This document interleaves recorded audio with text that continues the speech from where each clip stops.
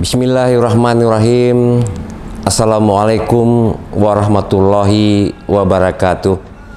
Idul Adha adalah saat untuk merayakan semangatmu dalam berkurban, harapanmu pada ampunan, dan keteguhanmu dalam beriman.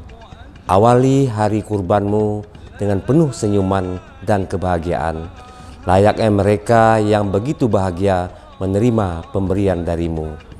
Saya Dr. Andes Haji Raidin Pinim MAP, Bupati Aceh Tenggara, keluarga besar, beserta jajaran pemerintah Kabupaten Aceh Tenggara mengucapkan Selamat Hari Raya Idul Adha 1442 Hijriah.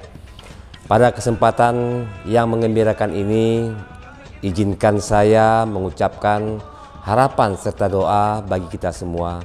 Semoga kebahagiaan serta rahmat dari Allah Subhanahu wa Ta'ala selalu tercurah, sehingga kita akan terus bersyukur dan bertakwa kepadanya.